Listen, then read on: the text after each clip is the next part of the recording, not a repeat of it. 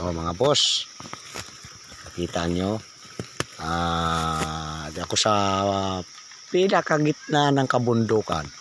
At ito mga boss, dahil may pinasyalan lang kami dito, kita nyo talagang napakasukal. Walang bahay dito, malalayo. Ganito ang buhay sa bukid. Dito ako sa sapang maliit. Ang daming mga namumulot ako mga boss, sinasamantala ko. Kasi matagal na ako, hindi na ako nakakatikim ng ganitong pagkain. Ang ulam mga boss. Ito mga boss alam nyo to mga boss. Yun. Siguro mga mahihirap lang na nilalang ang mahilig nito. Kasi nung araw na bata pa kami, ito lang ang ulam pagka walang, siyempre nasa bukid, malayo sa bayan. Kasi itong bukid na to mga boss, 7 kilometer bago ka makatapak sa highway. Ito yung pinupulot ko mga boss. Yun, itong suso. At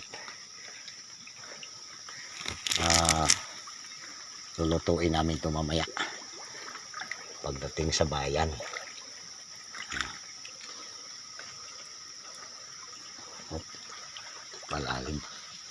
Malalim ito mga boss.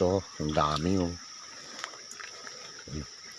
Malinis talaga sila mga boss kasi ang kinakain nila mga ganyan mga kahoy na mga bunga.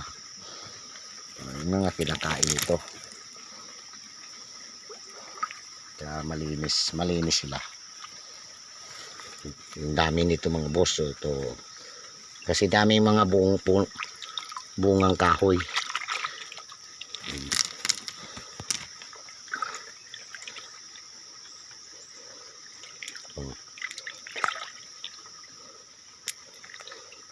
Mga umaakyat mga boss, di ko kinukuha yan.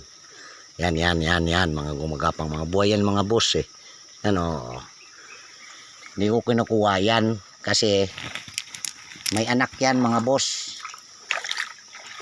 Pag niluto mo yan at sinipsip mo,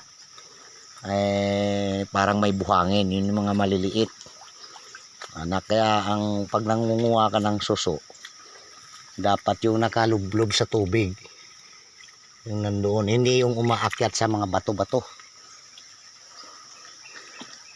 At